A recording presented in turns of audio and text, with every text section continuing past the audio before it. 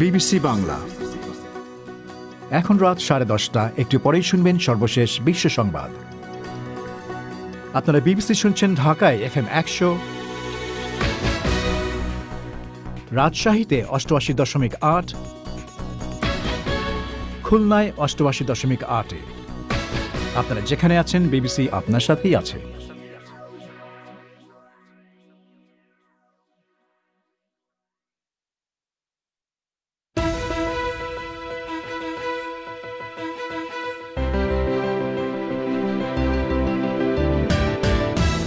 BBC বাংলায় এখনকার প্রধান খবর।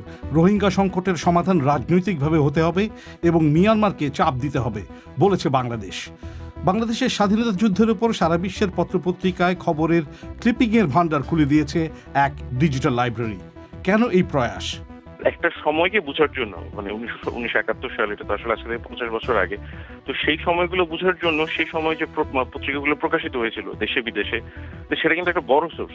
কি হয়েছিল সেই ঘটনাটাকে আপনার রিকনস্ট্রাক্ট করার জন্য। প্রান্তিক আয়োজনে থাকছে বিশেষজ্ঞের সঙ্গে ফোন ইনের রেকর্ড করা অংশ। তবে শুরুতেই এখনকার মতো সর্বশেষ বিশ্ব সংবাদ।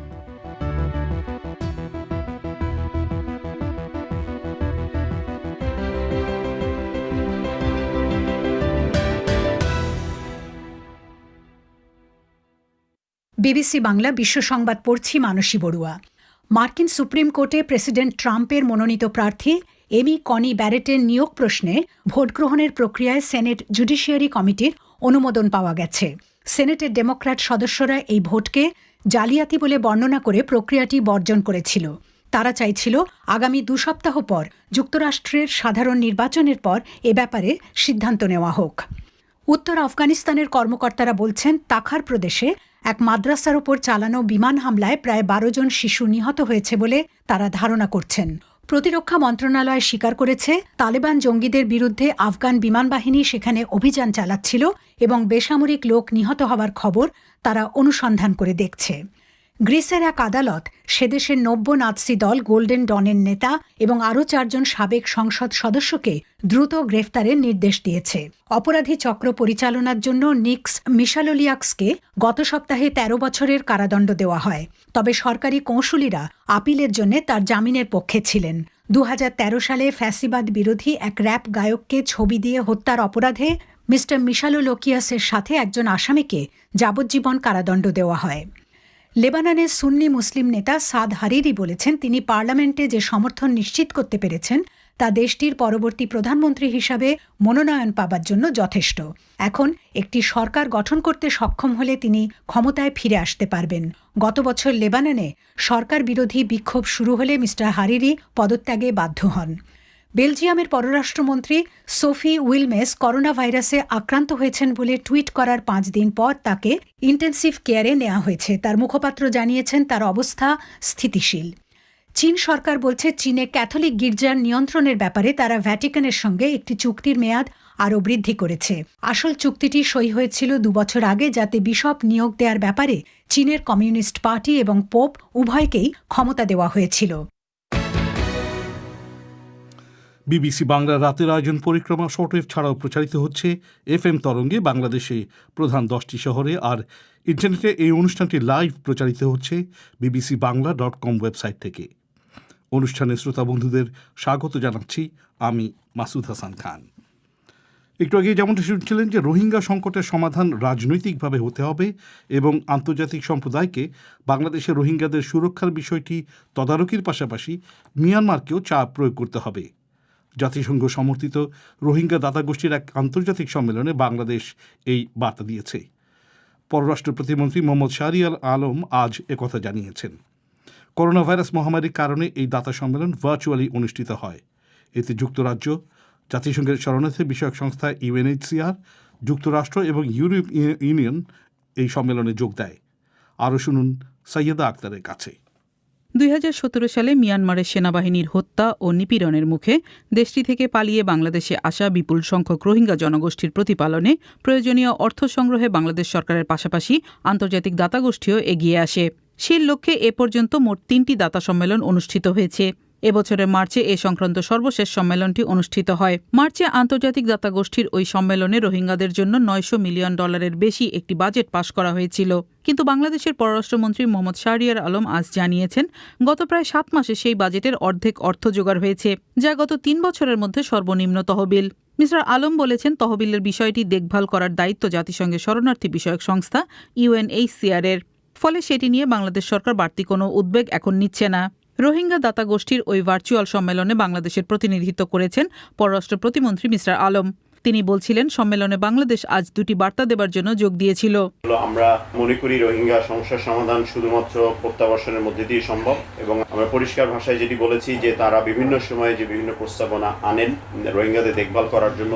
আমরা বলেছি যে যতদিন না পর্যন্ত বাংলাদেশে যে প্রপোজালগুলি তারা দিচ্ছে একই কাজ একই প্রপোজাল মিয়ানমারে দেওয়া হবে এবং মিয়ানমারে ইমপ্লিমেন্ট করা না হবে, ততদিন পর্যন্ত এটা সমন্বয় হবে না এবং এটার যে বিনিয়োগ এই বিনিয়োগটা মাছে মারা যাবে আমাদের ভাষায় বলতে। তো এইভাবে আমরা বলেছি এবং দুটো বার্তা পরিষ্কারভাবে আমরা জানিয়ে দিয়েছি যে বাংলাদেশের সভেরেনিটি এবং সেফটি প্রশ্নে বাংলাদেশ যে কোনো সিদ্ধান্ত নেবে এবং সেই সিদ্ধান্তের অংশ হিসেবে আমরা ভাষাঞ্চলে আমরা 1 লাখ রোহিঙ্গাকে নিয়ে যাব। আমাদের এই সিদ্ধান্তের বিষয়টি আমরা তাদেরকে জানিয়ে দিয়েছি। এদিকে দাতা সম্মেলনে অংশ নেয়া দেশগুলো এই মানবিক সংকট সমাধানের জন্য রোহিঙ্গাদের অধিকার ফিরিয়ে দেওয়ার উপর জোর দিয়েছে। তবে এক্ষেত্রে বাংলাদেশ মনে করে এই সংকটের রাজনৈতিক সমাধান হতে হবে, আর সেজন্য আন্তর্জাতিক সম্প্রদায়কে মিয়ানমারের ওপর চাপ প্রয়োগ করতে হবে। সাইয়েদা আক্তার। ভারতের পশ্চিমবঙ্গ রাজ্যে এবারই প্রথমবারের মতো কোনো রাজনৈতিক দল সরাসরি দুর্গাপূজা করছে। ওই রাজ্যের কেন্দ্রের শাসক দল বিজেপি একটি সরকারি সাংস্কৃতিক কেন্দ্রে এই পূজার আয়োজন করেছে, যার আজ ভার্চুয়াল উদ্বোধন করেছেন ভারতের প্রধানমন্ত্রী নরেন্দ্র মোদী। পশ্চিমবঙ্গে বামপন্থী নন এমন রাজনৈতিক নেতারা প্রায় সবাই কোনো না কোনো পূজার কর্মকর্তা বিশেষ, কিন্তু এর আগে কখনো রাজনৈতিক দলের দুর্গাপূজা আনুষ্ঠানিকভাবে পশ্চিমবঙ্গে হয়নি বলেই জানাচ্ছেন বিশ্লেষকরা।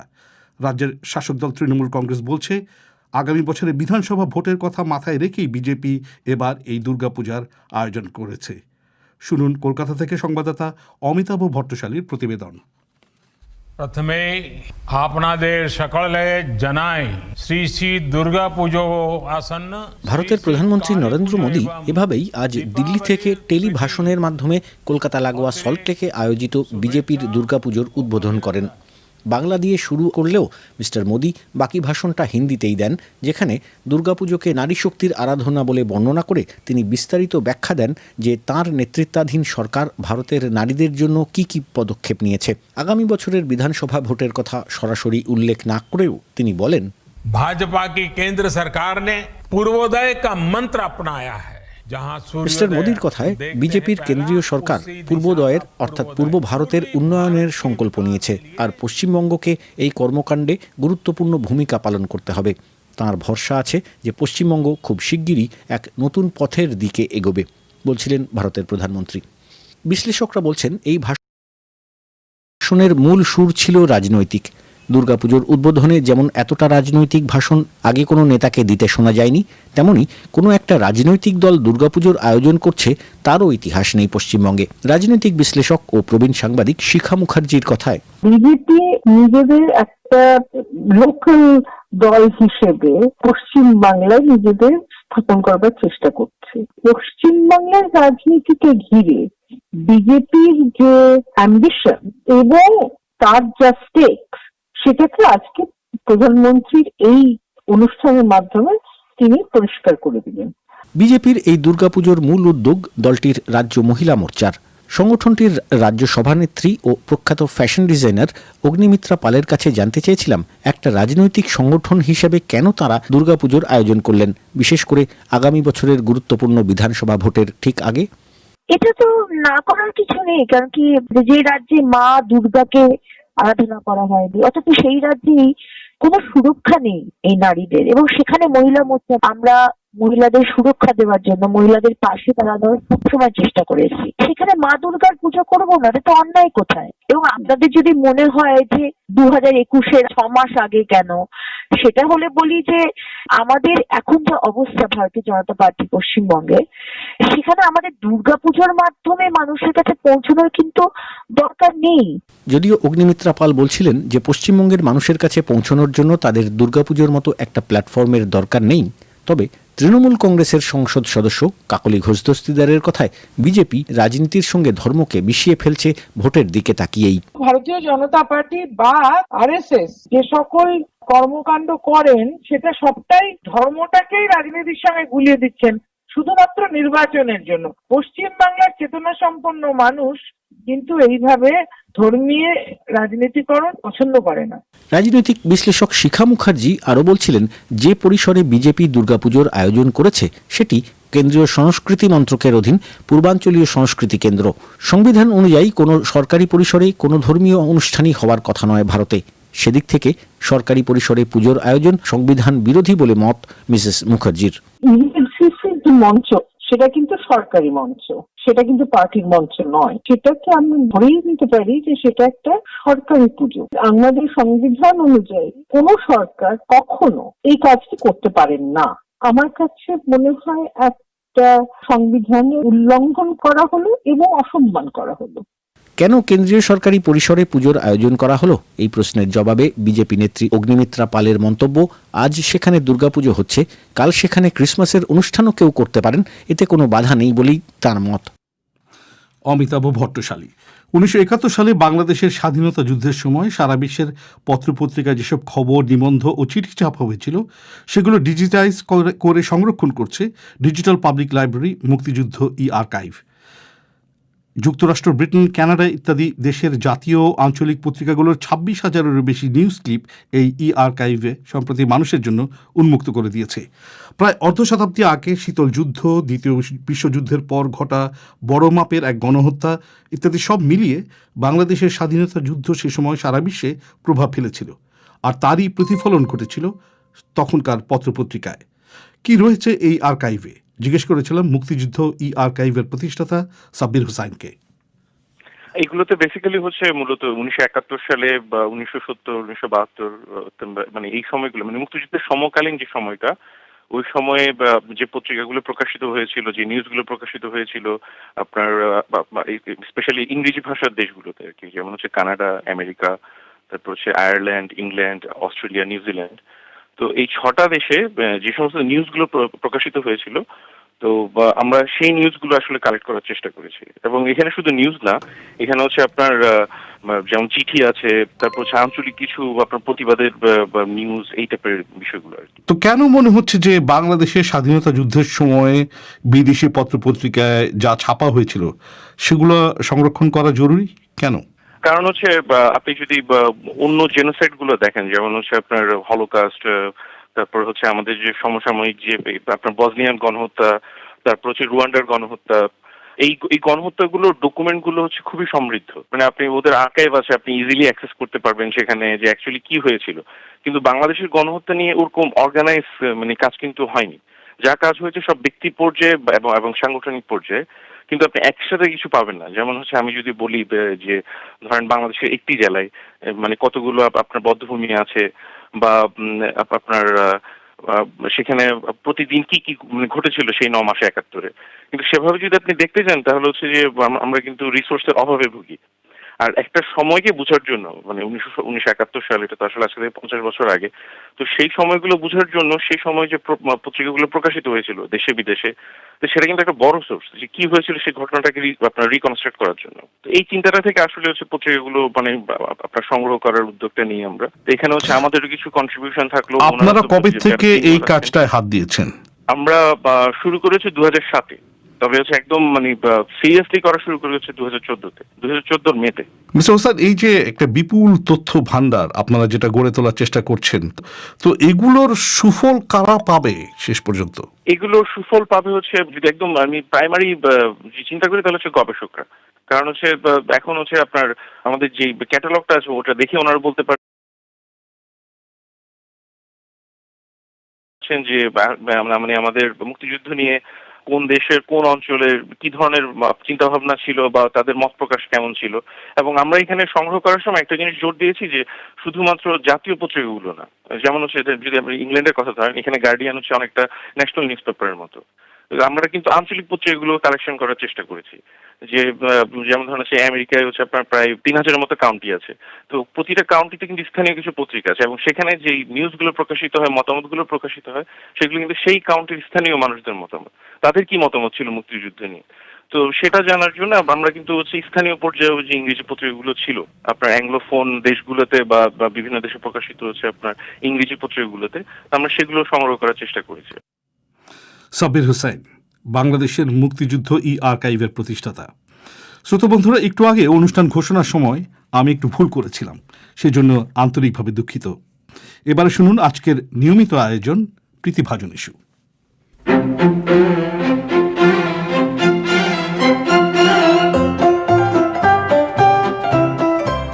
এ সপ্তাহের প্রীতিভাজন ইস্যুতে সবাইকে স্বাগত। আজ আপনাদের সাথে আছি আমি মানসী বড়ুয়া আর আমি সাবির মুস্তাফা। আজ শুরু করছি বাংলাদেশের বিভিন্ন মাদ্রাসায় ধর্ষণ এবং যৌন নিপীড়ন নিয়ে একটি চিঠি দিয়ে। লিখেছেন রংপুরের কাউনিয়া থেকে বিলকিস আক্তার। অপরাধীরা সবসময় অপরাধের সুযোগ খোঁজে, আর এ সকল ঘটনা সাধারণত অল্প ছাত্রছাত্রী পড়ে এমন শিক্ষা প্রতিষ্ঠানে বেশি হয়, কারণ এগুলোর দায়িত্বে তেমন যোগ্যতা সম্পন্ন কেউ থাকেন না। এখানে অপরাধ সংগঠিত হওয়ার সুযোগকে তারা ব্যবহার করেন। আলেমদের সমন্বয়ে একটা বোর্ড গঠন করে দিলে এই অপরাধ অনেকাংশে কমে আসবে বলে একজন নারী হিসাবে আমি মনে করছি। অপরাধ যে কেউ করুক না কেন, যদি সমাজে কঠোর শাস্তির বিধান থাকত, তাহলে কেউই হয়তো সহজে মেয়েদের দিকে খারাপ নজরে তাকাবার সাহস পেত না। কঠোর শাস্তির বিধান কিন্তু বাংলাদেশের আইনে সবসময় ছিল মিস আক্তার, এখন সেটা আরও কঠোর করা হয়েছে। কিন্তু আসল কথা হচ্ছে, পুলিশ কি দক্ষতার সাথে এবং নির্ভয়ে যৌন অপরাধের তদন্ত করে দোষীকে কাঠগড়ায় দাঁড় করাতে পারবে? এই মুহূর্তে আমাদের সামনে যা উদাহরণ আছে তা দেখে উত্তরটা ইতিবাচক হবার সম্ভাবনা দেখা যাচ্ছে না। কাজেই কোনো কমিটি করে কোনো কাজ হবে বলে আমার মনে হয় না, কারণ তার আগে আইন এবং বিচার প্রক্রিয়া সংশোধন করা উচিত, যাতে নির্যাতিত নারী অভিযোগ করতে এগিয়ে আসার ভরসা পান এবং অপরাধীকে আদালতে দোষী সাব্যস্ত করা যায়। এ বিষয়ে বিবিসির করণীয় আছে বলে মনে করেন ঢাকার বনশ্রী থেকে এমদাদুল হক বাদশাহ। ইদানিং বাংলাদেশে ধর্ষণের সংখ্যা বেড়ে গেছে, এমনকি পবিত্র স্থান মসজিদ মাদ্রাসাতেও ছোট ছোট মেয়েরা ধর্ষিত হচ্ছে। এর সমাধান আসলে কিভাবে হতে পারে, এ ব্যাপারে বিবিসি একটি সমীক্ষা চালাতে পারে। আমি আপনার সাথে একমত মিস্টার হক। ধর্ষণের বিষয়টা বাংলাদেশে এমন এক পর্যায়ে গেছে যে তাকে আর অন্য 10টা অপরাধের সাথে তুলনা করা যায় না। ধর্ষণ এবং নারী নির্যাতন নিয়ে বড় মাপের কাজ করার পরিকল্পনা আমরা করছি, যেখানে ধর্ষণের কারণ, সামাজিক দায়িত্ব এবং বিচারিক প্রক্রিয়া নিয়ে বিস্তারিত আলোচনা থাকবে। গত সোমবার বিবিসি নিউজ আরবি বিভাগের এক অনুসন্ধানী ভিডিও আমরা প্রকাশ করি, যেখানে দেখা যায় সুদানের ইসলামী স্কুলগুলোয় শিশুদের কিভাবে পায়ে শেকল বেঁধে নিয়মিত নির্যাতন এবং নিপীড়ন করা হচ্ছে। সে বিষয়ে লিখেছেন ঢাকার গেন্ডারিয়া থেকে মোহাম্মদ জিল্লুর রহমান। আমার মতে শুধু মাদ্রাসা বা ইসলামী শিক্ষা কেন্দ্র নয়, স্কুল, কলেজ, বিশ্ববিদ্যালয় বা যে জায়গায় হোক, এটা উদ্বেগজনক ও শাস্তিযোগ্য অপরাধ। এটা চরম ঘৃণিত অপরাধ। ধর্ম, বর্ণ, গোত্র, স্থান, কাল, পাত্র নয়, অপরাধীকে অপরাধের দৃষ্টিতে বিবেচনা করতে হবে। কিন্তু আমি লক্ষ্য করেছি বিবিসি মাদ্রাসা বা ইসলামী শিক্ষা নিয়ে যেভাবে কোনো ঘটনা গুরুত্ব দিয়ে নেতিবাচকভাবে প্রচার করে, তা অন্য ধর্মের ক্ষেত্রে করে না। এটা কি এক ধরনের বৈষম্য নয়? তাছাড়া বিবিসি গোপন ক্যামেরা বসিয়ে এই ধরনের 23টি স্কুলে শিশুদের মারধর ও নির্যাতনের ছবি তুলেছে। এ ধরনের কাজ তো আইন শৃঙ্খলা বাহিনীর হওয়ার কথা এবং সেটা প্রচারের দায়িত্ব সংবাদ মাধ্যমের। কিন্তু বিবিসির মতো একটি সংবাদ মাধ্যম কি গোপন ক্যামেরা বসিয়ে এ ধরনের গোপন ভিডিও করতে পারে? যে কোনো মিডিয়া গোপনে ভিডিও রেকর্ডিং করতে পারে মিস্টার রহমান, তবে বিবিসিতে গোপন রেকর্ডিংয়ের বিষয়টি কঠোরভাবে নিয়ন্ত্রণ করা হয়। প্রথমত, যে কোনো বিভাগ গোপন রেকর্ডিং করতে চাইলে বিবিসির এডিটোরিয়াল পলিসির কাছ থেকে অনুমতি নিতে হয়। অনুমতি শুধু তখনই দেওয়া হয় যখন ঘটনা জনস্বার্থে প্রকাশ করা জরুরি বলে মনে করা হয় এবং গোপন রেকর্ডিং ছাড়া ঘটনার প্রমাণ সংগ্রহ করা অসম্ভব বলে বিবেচিত হয়। বিবিসির আরবি বিভাগ সে কাজই করেছে এবং শিশুদের উপর এই নির্মম অত্যাচারের ঘটনা প্রকাশ করা যে জনস্বার্থে জরুরি তা আর বলার অপেক্ষা রাখে না। আর আপনার বক্তব্য যে বিবিসি অন্য ধর্মের বেলায় এরকম অনুসন্ধান করে না, সেটা আমি গ্রহণ করতে পারছি না। বিবিসি বছরের পর বছর ধরে খ্রিস্টিয়ান, বিশেষ করে রোমান ক্যাথলিক যাজকদের শিশু নির্যাতনের ঘটনা প্রকাশ করে আসছে। ধর্মের বিষয়ে যখন আছি তখন ধর্ম সংক্রান্ত আরেকটি চিঠি নেওয়া যাক। ঝিনাইদহ থেকে কাজী সাইদ লিখেছেন একটি নৃশংস হত্যাকাণ্ড এবং হত্যাকারীর পরিচয় নিয়ে। ফ্রান্সে এক শিক্ষককে গলা কেটে হত্যা করার একটি ঘটনাকে ইসলামী সন্ত্রাসী হামলা বলে বর্ণনা করেছেন দেশটির প্রেসিডেন্ট ইমানুয়েল ম্যাক্রন। আমার প্রশ্ন হলো, ঠিক কিভাবে এটাকে ইসলামী সন্ত্রাসী হামলা হিসাবে আখ্যায়িত করা যেতে পারে? এখনও তো হত্যাকারী সম্পর্কে কিছুই জানেন না ফরাসি প্রেসিডেন্ট। তাছাড়া যদিও বা কোনো মুসলিম নামধারী এই হত্যাকাণ্ড ঘটিয়ে থাকেন, তাহলেই কি এটা ইসলামী সন্ত্রাসী হামলা? ফরাসি পুলিশ হত্যাকারী সম্পর্কে অনেক কিছুই জানতে পেরেছে মিস্টার সাইদ।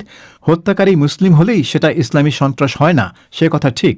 কিন্তু একই সাথে ফরাসি পুলিশ এই ঘটনাকে বিচ্ছিন্ন কোনো হত্যাকাণ্ড হিসেবে দেখছে না। তারা মনে করছে হত্যাকারী ইসলামপন্থী রাজনীতিতে উদ্বুদ্ধ হয়েই প্রতিবাদ করার উদ্দেশ্যেই এই হত্যাকাণ্ডটি করেছে। সেজন্যই ফরাসি রাষ্ট্রপতি এই ঘটনাকে ইসলামী সন্ত্রাস বলে আখ্যায়িত করেছেন। আবার ফিরছি বাংলাদেশের বিষয়ে। বর্তমান সময়ের মূল্যবোধ নিয়ে হতাশা ব্যক্ত করে লিখেছেন বাগেরহাটের কচুয়া থেকে শিবাজী মণ্ডল। বর্তমান সময়ের সর্বাধিক আলোচিত সামাজিক বিষয়বস্তুর মধ্যে প্রাধান্য পাচ্ছে ধর্ষণ, খুন, বিচার বহির্ভূত হত্যাকাণ্ড, দুর্নীতি প্রভৃতি। বিশেষ বিশেষ ক্ষেত্রে কোনো ব্যক্তি বা গোষ্ঠীর বিশেষ অবদান, সাফল্য কিংবা অনুপ্রেরণামূলক অর্জনের বিষয়ে শেষ কবে আলোচনা শুনেছি বা আলোচনা করেছি মনে করতে গিয়ে একটু হোঁচটি খেলাম। উন্নতির খরস্রোতে গা ভাসিয়ে যদি আমাদের চরিত্র আর নৈতিকতা ডুবেই গেল, তবে কেবলমাত্র পোশাক আর অবকাঠামোগত উন্নতিকে সঙ্গী করে ঠিক কতটা পথ পাড়ি দিতে পারব জানি না। পারিপার্শ্বিকভাবে শুদ্ধ চিন্তা, শুদ্ধ বুদ্ধি এবং শুদ্ধ অনুপ্রেরণার জগৎটা দিন দিন যেন ফ্যাকাশে হয়ে যাচ্ছে। আপনি ঠিকই বলেছেন মিস্টার মণ্ডল। আজকাল আলোচনায় শুধু আছে মৃত্যু আর আছে ধর্ষণ সহ নারীর উপর নানা রকমের সহিংসতা। তবে পুরোপুরি হতাশ হবার কোনো কারণ আমি দেখছি না। এই বিশ্বে আরও অনেক খারাপ দিন গেছে। লক্ষ লক্ষ মানুষ অনাহারে মহামারীতে মারা গেছে, কোটি কোটি মানুষ যুদ্ধ বিগ্রহে প্রাণ দিয়েছেন। তারপরও শান্তি এসেছে, মানুষের শারীরিক, মানসিক, অর্থনৈতিক, সাংস্কৃতিক উন্নতি হয়েছে। আমরা তো আশা করতেই পারি যে একসময় ধর্ষণ, খুন, গুম, বিচার বহির্ভূত হত্যাকাণ্ড সবকিছুই কমে আসবে, হয়তো একদম চলেই যেতে পারে। বাংলাদেশে হতাশার আরেকটি লক্ষণ দেখা যাচ্ছে নির্বাচন ব্যবস্থার বিপর্যয়ে। সে বিষয়ে লিখেছেন দিনাজপুরের পার্বতীপুর থেকে মেনহাজুল ইসলাম তারেক। আমার মতে বাংলাদেশের নির্বাচনী ব্যবস্থা নিয়ে সারা পৃথিবীর সব বিশ্লেষক বিশ্লেষণ করলেও হয়তো কোনো সমাধান বের করতে পারবেন বলে মনে হয় না। কারণ আমরা সবসময় পেছনের দরজা দিয়ে ক্ষমতায় যেতে পছন্দ করি। স্বাধীনতা পরবর্তী বাংলাদেশে আজ অবধি কোনো নির্বাচন বৈধ হয়েছে কিনা আমার জানা নেই।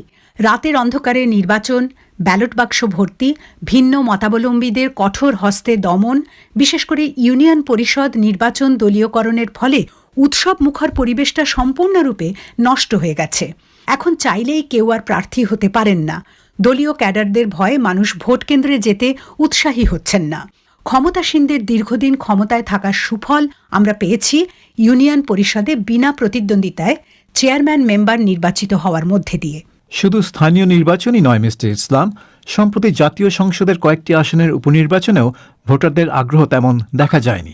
সব দেখে মনে হচ্ছে সাধারণ মানুষ গোটা নির্বাচনী প্রক্রিয়ার উপর আস্থা হারিয়ে ফেলেছে। বাংলাদেশের গণতান্ত্রিক শাসন ব্যবস্থার ভবিষ্যতের জন্য যে এটা একটি বড় বিপর্যয় তা নিয়ে কোনো সন্দেহ নেই। বাংলাদেশে হঠাৎ করে আলুর দাম বেড়ে যাওয়ায় অনেকেই বিচলিত হয়েছেন। সে বিষয়ে লিখেছেন খুলনার পাইকগাছা থেকে আরিফুল ইসলাম। বাংলাদেশে বেশিরভাগ জনগোষ্ঠী দরিদ্র, আয়ের সিংহভাগ খাদ্যের জন্য ব্যয় করতে হয়। তাই তাদের প্রতিদিন খাদ্য তালিকায় আলুর ব্যবহার হয়ে থাকে। বাজারে তরিতরকারির দাম বেশি বলে অনেক দরিদ্র মানুষ আলু ভর্তা, আলু ভাজা খাদ্য হিসেবে গ্রহণ করে বেশিরভাগ সময় ক্ষুধা নিবারণ করে। সরকার কর্তৃক আলুর দাম ৩০ টাকা নির্ধারণ করে দেয়, কিন্তু বাজারে ৫০ টাকা করে বিক্রি হয়। এখন যে যার দায় সেরে যাচ্ছেন। আমরা জানি মিস্টার ইসলাম, বাংলাদেশে বহু বছর ধরেই আলুকে চালের বিকল্প হিসেবে প্রচার করা হয়েছে। এখন আলুর দাম নিম্ন আয়ের মানুষের নাগালের বাইরে চলে গেলে অনেক পরিবারই খাদ্য সংকটে পড়তে পারেন। সরকার বাজার দর নির্ধারণ করে দিয়েছে ঠিকই, কিন্তু সেটা তদারকি করার মতো লোকবল বা অবকাঠামো সরকারের আদৌ আছে কি? এবারে আমাদের টেলিভিশন অনুষ্ঠান বিবিসি প্রবাহতে প্রচারিত প্রতিবেদন নিয়ে একটি চিঠি লিখেছেন খুলনার দাকব থেকে মুকুল সর্দার। বিবিসি বাংলার টেলিভিশন অনুষ্ঠান প্রবাহে আকবর হোসেনের একটি গুরুত্বপূর্ণ প্রতিবেদন দেখলাম ভাষাঞ্চর আশ্রয়ন প্রকল্প নিয়ে। বাংলাদেশ সরকার এই প্রকল্পটি বাস্তবায়ন করেছে মূলত রোহিঙ্গাদের পুনর্বাসনের জন্য। আকবর হোসেনের এই প্রতিবেদন দেখে আমার মনে হয়েছে বাংলাদেশ সরকার যথেষ্ট চেষ্টা করছে ভাষাঞ্চর আশ্রয়ন প্রকল্পটিকে নিরাপদ করে তুলতে। এখন প্রশ্ন হচ্ছে, আন্তর্জাতিক সংগঠনগুলি চাইছে না রোহিঙ্গারা ভাষাঞ্চরে পুনর্বাসিত হোক। তাহলে আন্তর্জাতিক সংগঠনগুলি রোহিঙ্গাদের মিয়ানমারে ফেরত পাঠানোর ব্যাপারে কার্যকর কোনো পদক্ষেপ কেন নিচ্ছে না? বলতে গেলে কোনো রোহিঙ্গাই ভাষাঞ্চলে যেতে চাইছে না মিস্টার সর্দার। ওখানে 103 শরণার্থীকে নিয়ে যাওয়া হয়েছে, কিন্তু তারাও সেখানে আর থাকতে চাইছে না। ভাষাঞ্চল যতই নিরাপদ হোক না কেন, সাগরের মাঝে ছোট নিষ্প্রাণ একটি দ্বীপে থাকাটা তাদের জন্য কারাগারের সমতুল্য। সেখানে তারা নিঃসঙ্গ হয়ে পড়বে, মূল শরণার্থী সমাজ থেকে বিচ্ছিন্ন হয়ে পড়বে, নিজেদের দেশ মিয়ানমার থেকে বহুদূর চলে যাবে।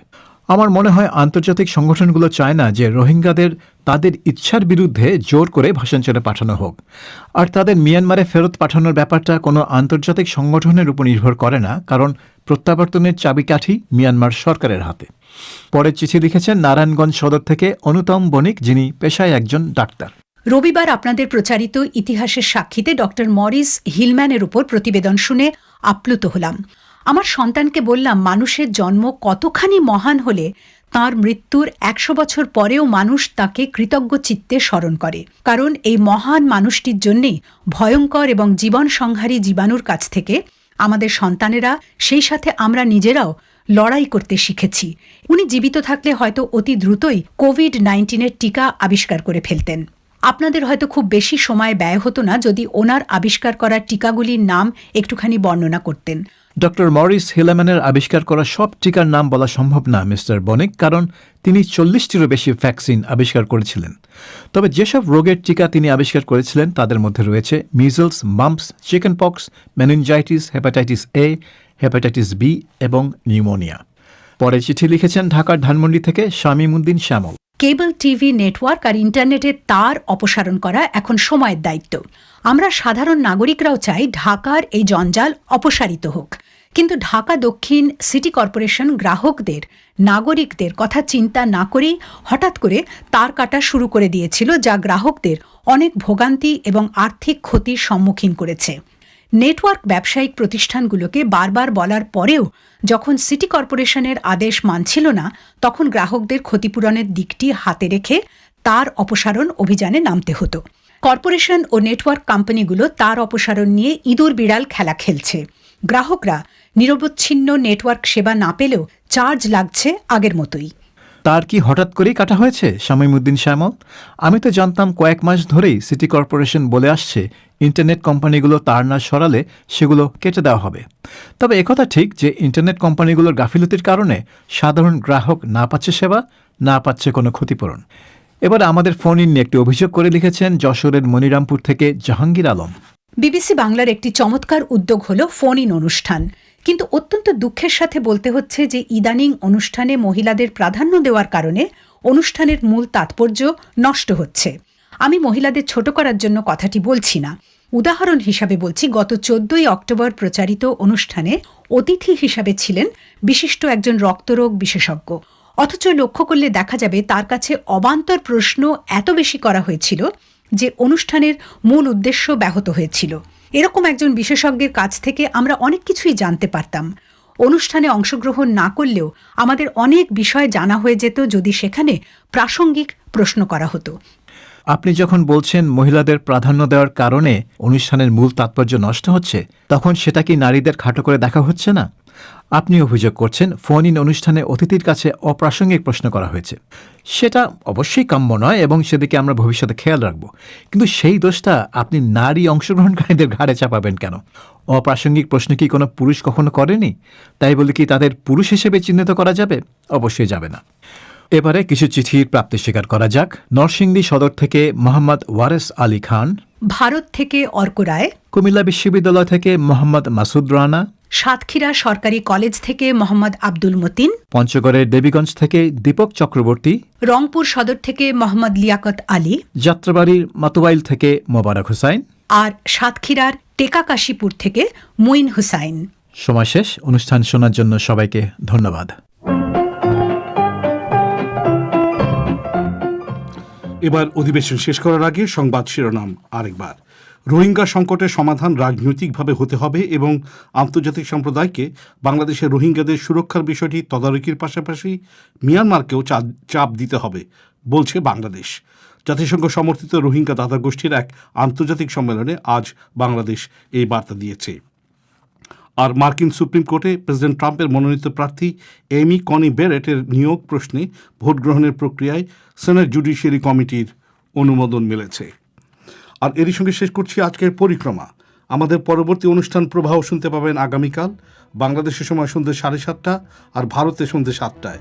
শুনবেন আশা করে বিবিসি লন্ডন স্টুডিও থেকে। আজকের মতো বিদায় নিচ্ছি আমি মাসুদ হাসান খান। শুভরাত্রি।